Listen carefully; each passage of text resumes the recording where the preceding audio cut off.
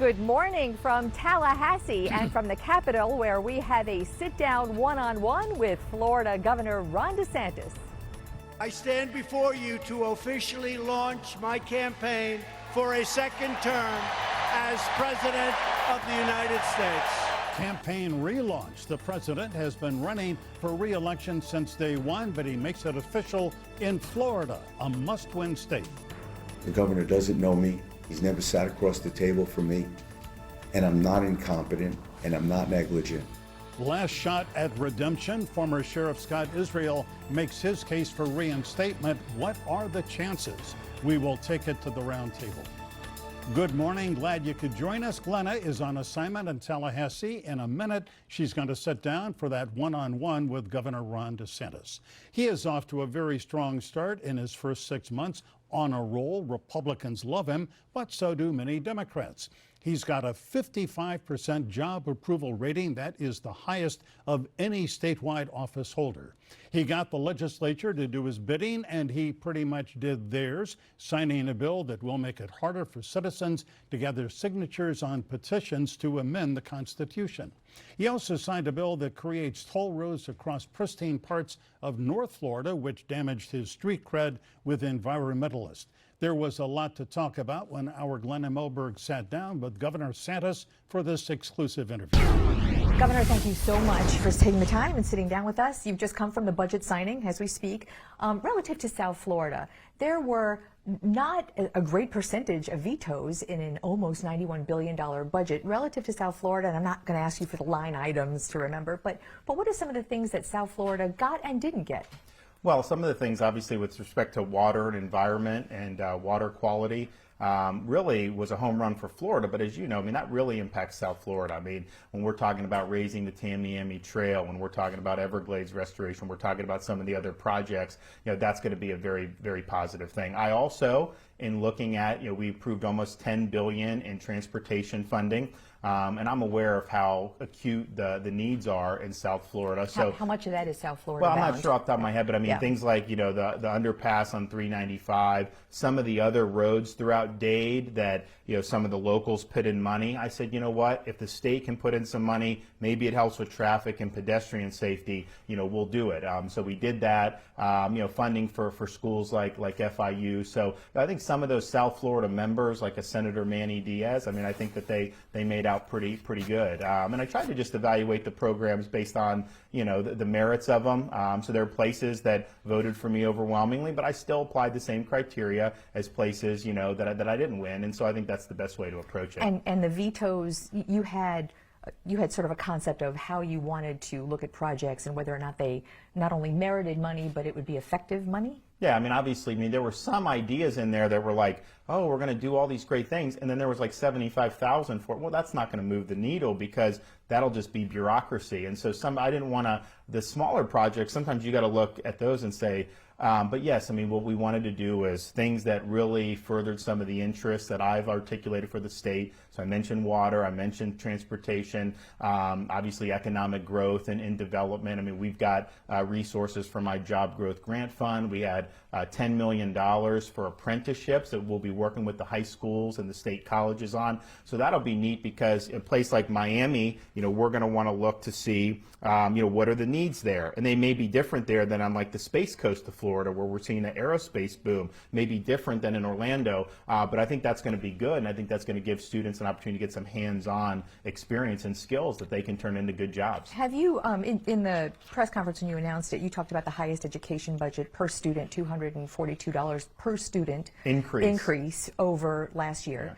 Yeah. Have you heard from the public school districts who, you know, Florida as a whole historically has the lowest per student spending in the country? What are you hearing from the districts about what they're getting? Well, so I think they were happy that we focused on that. I mean, you know, last year the increase of per pupil was like $1. I mean, it was not a lot for the school district, so they made out much better. We also did almost $300 million for teacher bonuses, and then of course, as you know, places like Miami-Dade have voted to do more local money for teacher salaries, and then the increase in the overall money of the school district can be used for things like that. So we were sensitive to that, and I think that you know, we're good. Now, looking forward, I'm not entirely happy how the bonuses for teachers came out. Not since it'll be good, but I think we probably need to do more to recruit and retain some good teachers. So that'll be some of the things we're working on right now for the next legislative session. So detail that a little bit. Why are you not happy?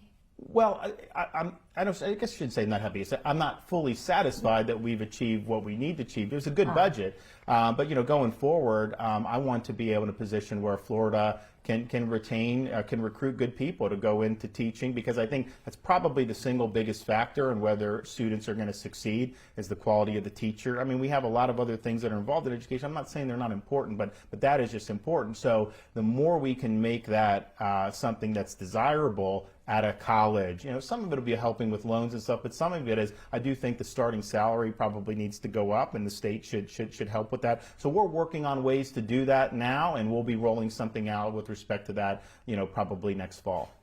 I want to talk a little bit about some more news in Tallahassee this week, which was the Broward sheriff you suspended. Scott Israel was here in his last-ditch effort, a hearing to convince the Senate to give him his job back.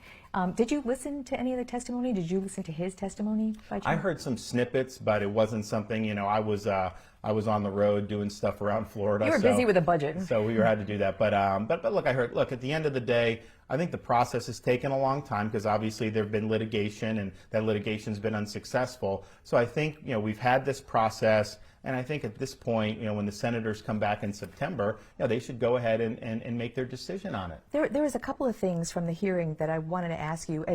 Of the things that you did hear, I mean, he pled his case. Did he say anything that would make you reconsider a suspension? No, in fact, the first time I ever heard him accept responsibility for the failures. He acknowledged that the people that work for him, that he's responsible for their dereliction of duty. Remember, initially after this happened, when people said, why didn't the Deputy Peterson go in when you had that? That's his job. He said, look, I give a guy a badge and a gun, and so be it. Well, that is not leadership. And so I think the fact that he accepted that responsibility, really justified my decision, because nobody can argue that this was handled well. Nobody can argue that things could not have been done and should have been done to prevent this. And so there was a series of failures, and I think they fell below the standard of what we should expect from these officials. One of the things that I learned in the hearing that I didn't know is that the state doesn't have a standard, law enforcement standard, for active shooting training in police departments. And one of the failures cited in the suspension is that the active shooter training just fell below expectations, wasn't effective enough. To this day, the state does not have a mandate for active shooter training. Should it? I don't think so. We have 67 individual counties. Not all of them are elected, but most of our sheriffs are elected, and the voters can choose who they want to do it. And look, you can make mistakes, but once those neglects of duty rise to a certain level, that's when the state has an interest in doing it. But I think obviously they were not prepared for this, but I think that each sheriff department can do it. I mean, they just have to do a good job. One last question relative to the sheriff. The attorney for Scott Israel, the beginning of the last day, got up and told the special master he was concerned that your public statements, not only during this hearing, which was written during the hearing, a written statement, but also in the State of the State address, that there was a perception, whether a perception or reality, that you were strong-arming senators on their future vote. Do you know what I'm talking about? Because I pulled it. I can read it to you. No, but I get it. I mean, I understand. But here's the thing. In the State of the State, you had said, why would any senator want to thumb his nose at the Parkland families and take away a sheriff, Sheriff Tony, who's doing a very good job? I'm paraphrasing that. Was that perceived as a strong arm? No, totally appropriate. I mean, don't forget, when I came in, a lot of those families had seen no accountability at all. And it was a really difficult thing. And so once the election was over and, discussing, they really were desperate for someone to take some action. And so when I did that, that is a public action that you take under your constitutional authority. And I think you should definitely tell the public why you're doing it. You should make the case of why you're doing it. And the senators, they can use whatever information they want one way or another to be able to do it. But understand, I mean, their vote is no different on this than it is on voting for the budget or against the budget. I mean, it's a vote that they can be held accountable for. And that's just the fact of the matter. This is a political process in the sense that It was started by a governor elected by the state, and then it will be finally decided by the senators who the people of the state elect, and that's really the way it should be. And, you know, if they vote in a way that some of their constituents don't like, then the constituents have recourses at the election. Okay, let's move on to some bills. You were a bill signing machine for the past couple of weeks. Among them, just this week, we saw some election security money, red tide research, hurricane recovery, affordable housing, debris removal. Amendment 4 has a bill, the bill to give felons their right to vote back, which was a constitutional amendment. It was amendment number 4. And then there's this bill that is an implementing bill that's pretty controversial. And you told me a month and a half ago that you were going to sign it, but you have not yet. I don't think I've received it, or if I did, it was just recently, so we'll sign it when we get it. And look, at the end of the day, when I came in, you know, we had issues with medical marijuana implementation. I said, we're going to implement it, and we did. And I got the legislature to do a bill. With this, I told them, implement it as it was written. And I think the controversy to me is not really substantive. I mean, the people who advocated for this amendment, they went to the Supreme Court and said, of course, whatever you're sentenced to, you've got to finish that, whether that's incarceration, whether that's a fine, restitution, probation, you've got to do it. So that was what they said. I think that's what most voters thought they were doing. And I think voters would look at that in kind of the controversy that was put, is that, oh, someone could be a convicted felon and not have paid a restitution or paid what they owe for committing their crimes. That's not what the people voted for. So I feel confident that it was done in a way that reflects the will of the people, and I think it will be upheld in court. Governor, can we take a quick break, and we'll be right back? Sure. Right. Hey, Governor, let's talk about the week with the president. President Trump was here launching his re-election campaign. You were by his side in Orlando. It is okay to say that because of President Trump, originally he put you on the map before the primary in this race. And give me a sense of Florida so critical to the 2020 election. What your role might be? What do you foresee your role is going to be with the president when he comes as the governor of the state and as an ally of President Trump? Well, I think my role thus far as governor has been a very productive one for citizens regardless of party, because we've been able to work with the Trump administration on a whole host of issues to benefit Florida, which is basically what I said I would do in the campaign. So you look at Hurricane Michael, really historic amount of money in terms of the reimbursements given that storm. You look at things like the Everglades. He's pledged $200 million for Everglades restoration. The Tamiami Trail, which I got $40 million in this budget for, but we needed 60 from the feds. Department of Transportation federally has given us the 60, so we're going to proceed with that. And then we have this really, I think, path-breaking prescription drug importation bill where we're going to try to get cheaper drugs from Canada. And that's something that, most people in the bureaucracy at HHS do not support because, Big Pharma typically is not wanting to do that. The president said, you go do that. We will support you. So when I saw him the other day, every time he'd look at me, he said, I want you getting those drugs from Canada. Now, we need the federal government's approval to do that. We're in the process of working that through. But that really is beneficial for the people of Florida. So what I would say is, people can vote who they want. I'm not going to tell anyone who to vote for. I would just say, in terms of having a president that understands Florida, he has done that. And anytime we've needed anything, he's been there to help. I think part of it is it's just his second home, and he does understand the state, I think, probably better than most. I want to talk about the prescription drug idea in a minute, but just I want to go back to the president. And this week, the Quinnipiac University, came out with a poll that shows you're kind of a rock star in the ratings. You have higher ratings than both senators, than the president, who doesn't poll all that well in Florida at the moment.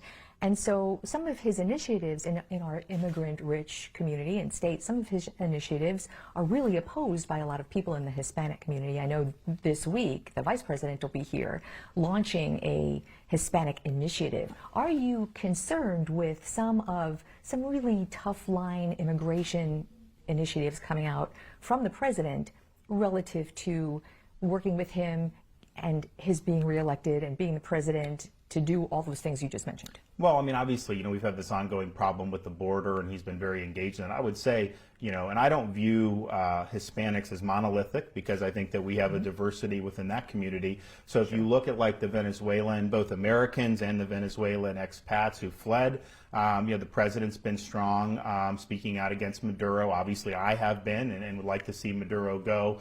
So I think he's been a friend to the people of Venezuela and to the Venezuelans here, in our state, particularly in South Florida. And I think he has also been somebody that's been willing to speak out and take action against the Cuban regime by doing Section 3 of Helms-Burton. No other president has done that before. So moving forward with that, I think is good. So I think he's done some things that definitely should appeal to folks in Miami, and I think he'll do better this time in Miami-Dade than he did last time. But I view some of those border issues as a little bit different than I think some of the issues that are really resonant in South Florida. Why do you think that you have a 55% approval rating in your first 6 months in a bipartisan manner? Why do you think that is? Is this a honeymoon? Are you still on a honeymoon? Well, I think a lot of it, as governor, you have the ability to exercise leadership. So you look at the issues that are before the state, and are you somebody that's tackling those in a way that people think that makes sense? And that's what I've tried to do. So on environment, I think a lot of people had really wanted to see some action on that for a while, so I took action very quickly. If you look at things like healthcare with our prescription drugs, Big Pharma flooded this state to try to talk. I know you're going to come back to that, but I think people see that as a pocketbook issue, and they're glad that we're addressing it. And I do think people appreciate the fact that we're not going to be a high-tax state with me as governor. I think that's key to our success going forward. So at the end of the day, you try to deal with the issues I think that matter to people. But it is a little bit different. I mean, when you get into Washington, it's all people are in their tribal camps. It's all very partisan. And I'm not saying that doesn't happen in Tallahassee, but I think the issues are a little bit different in a way that you can probably get bigger support if you're tackling them in an effective way. So, and you are a leader here in Washington, no less a leader, but one of many leaders for their constituents. That's a much different dynamic. I mean, look, in the state, what I've tried to do is, obviously, we had a very, competitive election cycle at 18. My view is when you come in as governor, you got to be governor for the people that voted for you and that voted against you. And, you can't just appeal to one thing. So that's what we've tried to do. And so I think people appreciate it because I think they see the state's making some good progress. We've got more to do. But as long as I think, keep the eye on the ball, focus on some of the substantive stuff, I think you can do well. All right. So the importing prescription drugs from Canada. A couple of weeks ago, I want to say, Congresswoman Donna Shalala was on our program, this program, of course, the former HHS secretary. And what she said about this program was, it's a flawed premise because, and this is what she had told us, the pharmaceutical companies set their prices for Canada based on a bulk number of people in Canadians buying the pharmaceuticals, and if Floridians are added to that mix, well, the pharmaceutical companies will just raise their prices. So, first of all, here's the thing. Pharma would not have spent all that money to stop our bill if it wasn't going to have any effect. I mean, you know that and I know that. And so what it will allow, so for example, if you look at the budget, we've got tens of millions of dollars for prescriptions and medication for people in our corrections facilities. If I could get those medications for 50% in Canada, don't you think that's a good thing for the state of Florida to be able to do? If somebody who is spending $1,000 a month on a prescription, if they could get that for $250 in Canada, don't you think you should do it? Now, here's the thing. I think that, and actually the president has agreed that once we go forward with this is going to start scrambling this whole drug deal, because we have been paying in the United States the highest prices by far of anybody in the world for years and years. And so I just think folks want to see somebody to do something about it. So, I'm not sure, I have not seen any great proposals coming out of the Congress, so at least I'm the one that's getting there, trying to do it, and we are going to move forward and be able to get some stuff done. It has not been easy. Not only to pass the bill was tough, but then even working through with the bureaucracy is very difficult as well. So, but we'll get there. We're going to keep trying. But I think that to say, oh, well, they could just raise their prices, if that's all they would do, then they wouldn't have spent $10 million saying that we were going to bring in drugs from Djibouti and everyone was going to get sick and die. That's what they were doing. You could not turn on the TV and not have that type of commercial running when this was pending in the legislature. Governor, in the short time we have left, just in the last couple of days, a report from the Center of Climate Integrity came out. I'm going to guess you at least saw the headlines, this very first kind of report of its kind about the cost of protecting coastal communities. Their estimates $76 billion over the next 20 years just for seawalls to protect Florida, Florida being the #1 target state for this. Is there a projection in the budget how to build the seawalls? Is that going to be something that's going to really be an issue for you? So we are going to name very shortly the state's first ever resiliency officer. And so, that's going to be something that we're going to be discussing. I think that the need for some of that is not uniform throughout the state. So, for example, I think in South Florida, the need is more acute than it is in some of our other coasts. And so, we are probably going to be focusing on Miami more than any place to start. And then we'll look at some of the other places, that are sensitive. But I mean, I've been in places like Aventura where you just go outside one morning and there's this much water on the street. I've been there. Yeah, so I get it. And so we want to, and you talk to people just anecdotally who've lived here, and they understand that there's issues. So we want to try to address it. Governor, great to see you. So glad you took the time with us. Appreciate it. And every time you are in South Florida, you have an open invitation to come with us on Sunday morning. Thanks so much.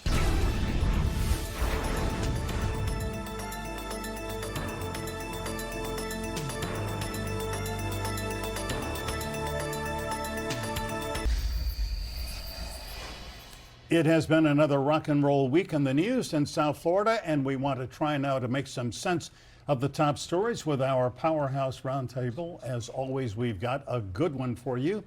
Rafael Yanez is a political analyst and attorney in Miami who I think comes at things generally from the center right. He will tell me differently if I'm wrong.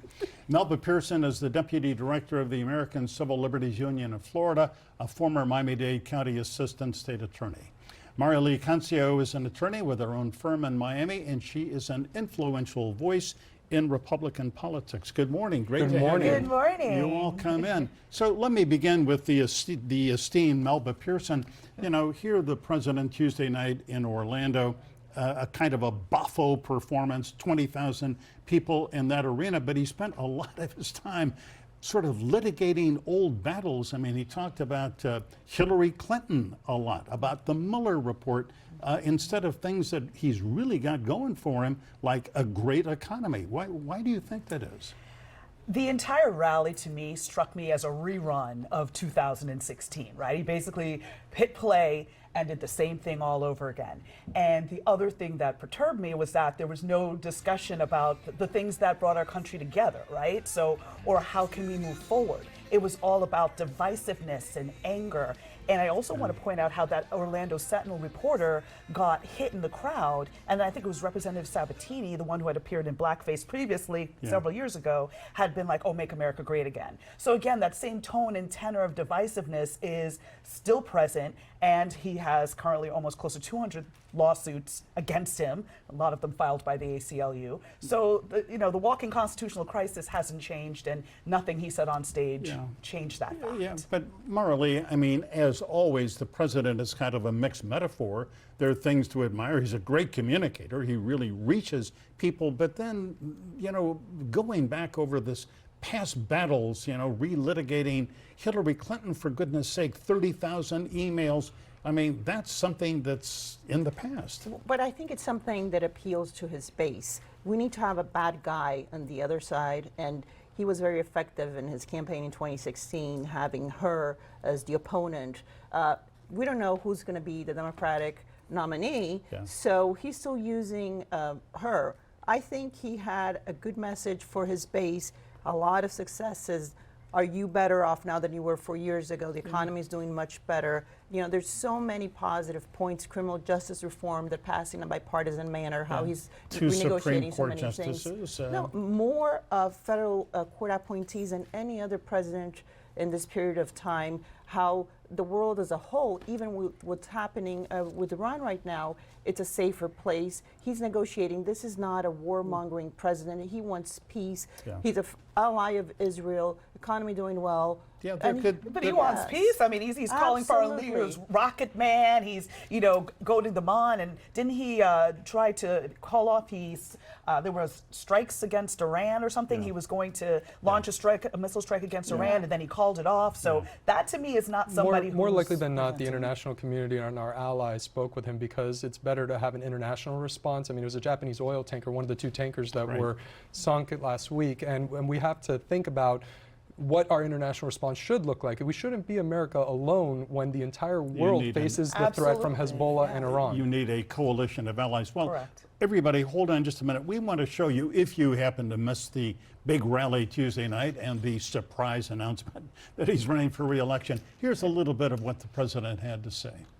Our radical Democrat opponents are driven by hatred, prejudice, and rage. They want to destroy you, and they want to destroy our country as we know it. Not acceptable. It's not going to happen.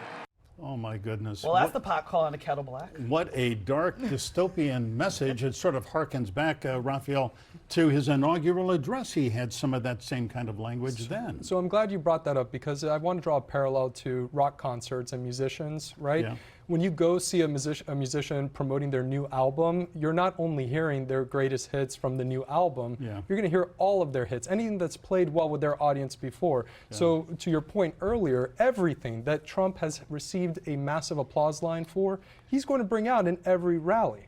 Yeah, well, This is like about our democracy. This is lock not a her, concert, lock yeah. her up. I mean, but Yeah. you're right. It does appeal. But Michael, sadly, you had CNN just cutting off the rally and after like 6 or 7 minutes and not showing the rally. Now, Fox News or the Fox channel that has #1 ratings in cable news, and other stations show the rally, but MSNBC, CNN, they just cut off. And I think that's not positive. I think everybody should have heard the message. Someone says, well, maybe CNN doesn't want to show it at airports. They don't want people all over to hear this message.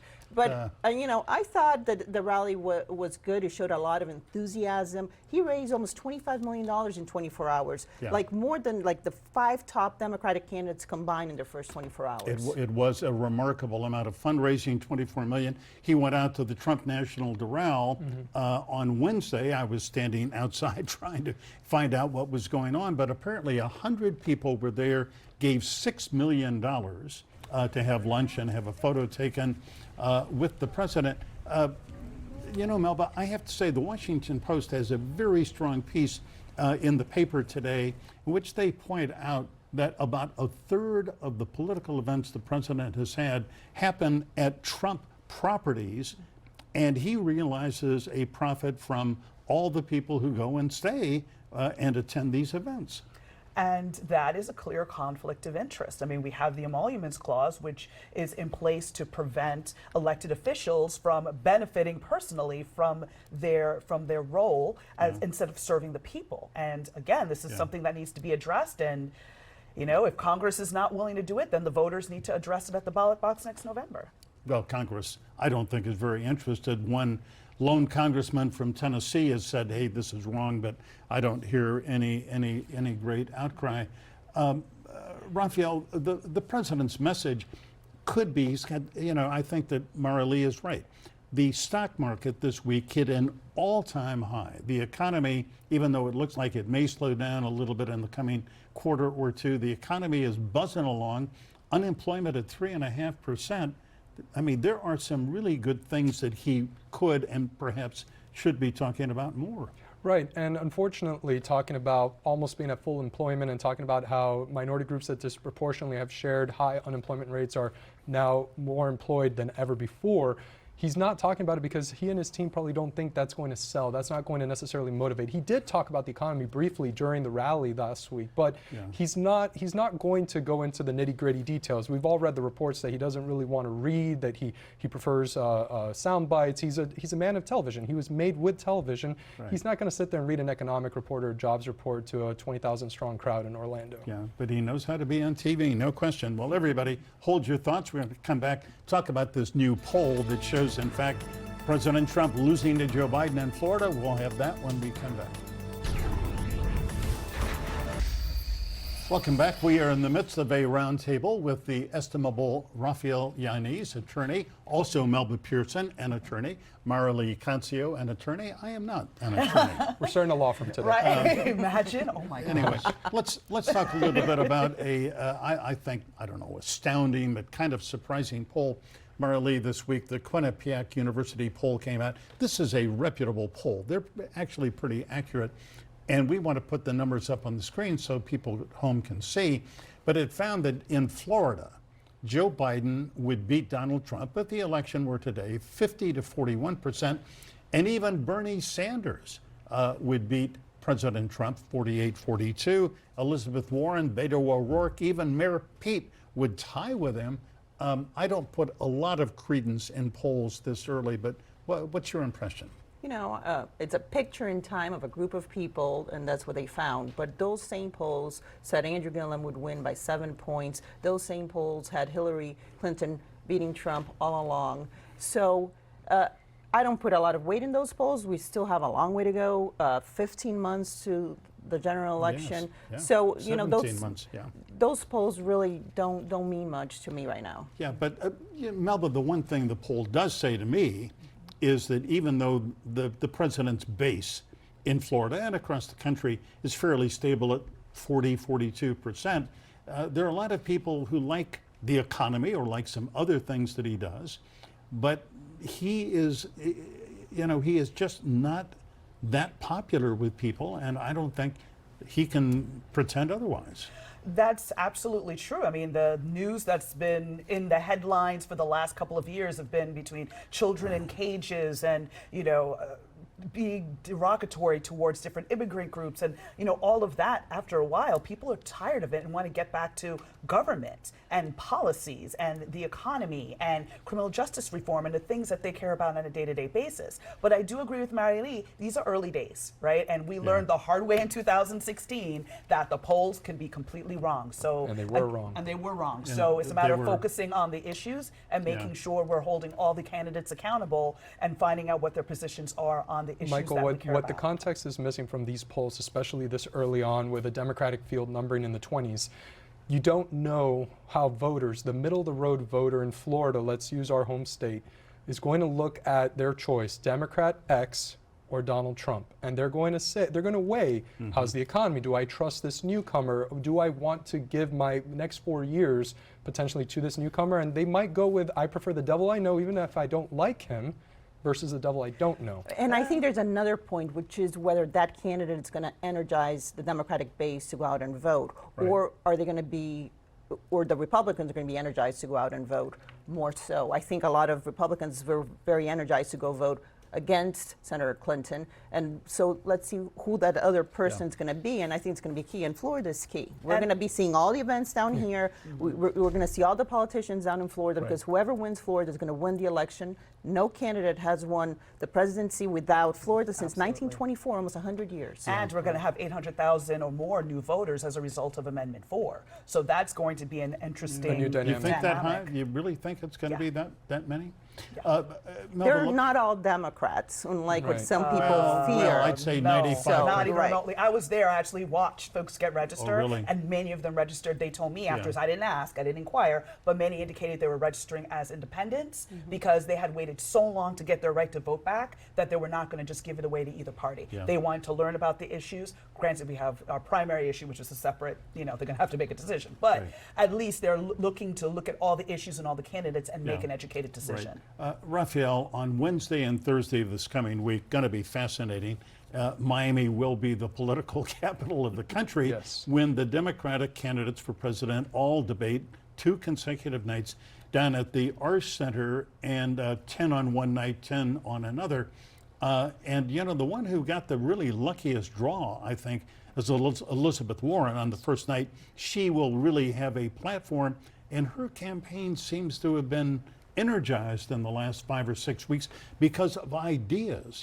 She has got a plan for everything, maybe too many plans. I mean, didn't Hillary Clinton have a plan for everything? How'd that work out? Right. I think Elizabeth Warren is going to be the one to watch on Wednesday night, and it's truly going to be amazing to see if her team has used the last year, all the missteps that they did at the rollout of her campaign when Trump was pointing out, her state bar application in Texas, that she mislabeled her ethnicity.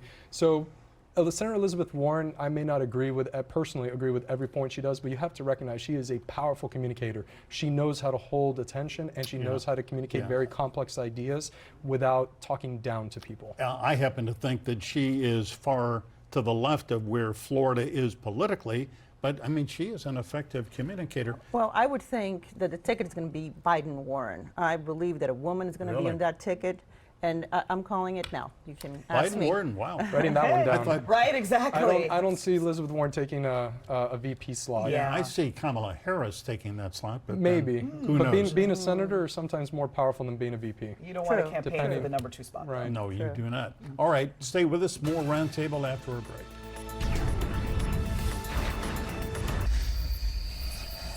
We are glad you are with us this morning here for the Roundtable. Let's talk a little bit about the hearings that have gone on this week in Tallahassee. Melba for Scott Israel, the former Broward County Sheriff. He is trying to get his job back. He is saying, I wasn't incompetent. I didn't neglect my duty. I trained these people. I can give them everything, the leadership. I can't give them courage. Exactly. And again, obviously we have to let the process run its course, let the hearings finish and see what decision that the Senate comes to. But at the end of the day, I'm still disturbed by the precedent of removing elected officials in this manner. The people elected Sheriff Israel. If they are unhappy with the job that he did, it is the people alone who should be able to remove him. And obviously Deputy Scott Peterson is now, well, he's facing charges, which is a separate issue, but at the end of the day, the issue lies with him and the officers who did not act in a timely manner. Yeah. I disagree with Melba because the people did elect Governor Ron DeSantis, and they made their voice clear on the campaign trail. He's, Scott Israel was elected by a majority Democrat county.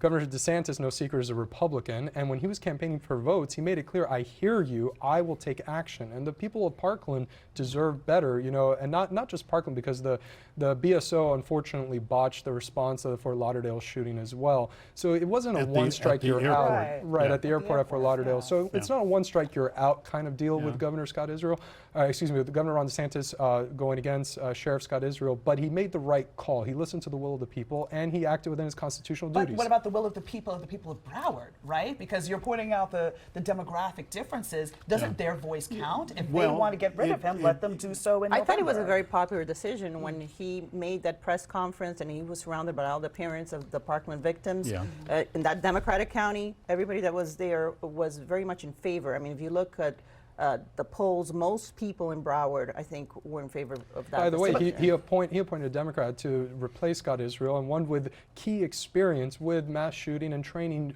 people in responses Sheriff to mass Gregory shooting. Tony, who is running for re-election. Melba, I would point out that when Brenda Snipes was removed by the governor for incompetence and not doing her job, there wasn't this kind of outcry because it was pretty demonstrable. There had been serious problems in the Broward County Elections Office. But at the same token, I'm always concerned when you have elected officials that are able to exercise this type of power and do so frequently, right? Because we didn't have this for many years. Well, let's draw a parallel that I've raised in the past, that the former governor acted against the chair of the Broward Health System and David DiPietro, and David DiPietro went to court.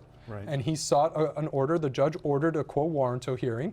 And I felt really bad watching from the sidelines, seeing the poor lawyers from the Attorney General's office going representing the governor and trying to say, Judge, I'm here doing my job. I'm here so I don't get fined type of response to the judge. Well, and we should point out, Scott Israel also went to court with Ben Cooney, a very fine attorney, and they lost. I mean, they lost there. They lost in the appellate court. That's why he's at the Senate now. Yeah. Right, exactly. If we can, before we run out of time, I want to, it's sort of a sore subject with me, a dear subject, which is the Coconut Grove Playhouse. I went there for many years. I think it was a great cultural institution. And now the Miami-Dade County, Marley, has sued the city of Miami to try to go ahead and move forward with its plan, which would demolish the auditorium, the playhouse itself, preserve the exterior, which is protected by historic preservation laws. What's going to happen here? Look, nothing has been happening for a long time. I think when you drive through Coconut Grove and you see that playhouse all boarded up, it's a travesty. And something has to be done. The state which owns the property gave it to Miami-Dade County. City of Miami, the historic board, is the one that controls the appearance of the theater. So there's a fight over, you know, whether the demolition of the back part, if you look from the back, it looks like a warehouse. It's a box, So Miami, now it's suing to revert the veto because the Miami Commission voted in favor, but Mayor Suarez, a friend of mine, for instance, vetoed that decision, and it has to do with historic preservation.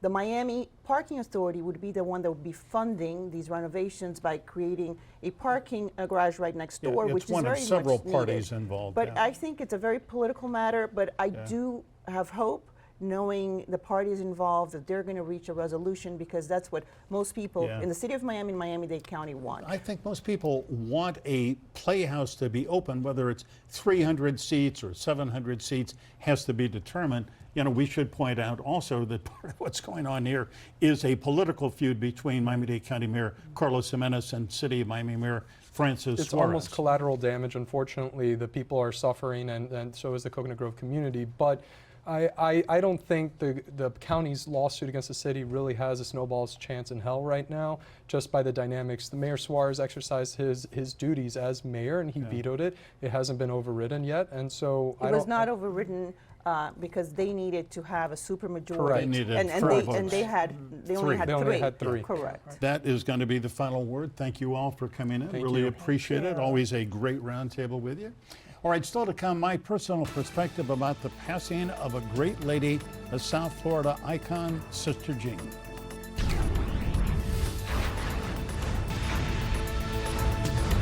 Before we leave you today, a personal perspective about a great lady and an outstanding community leader who died this week.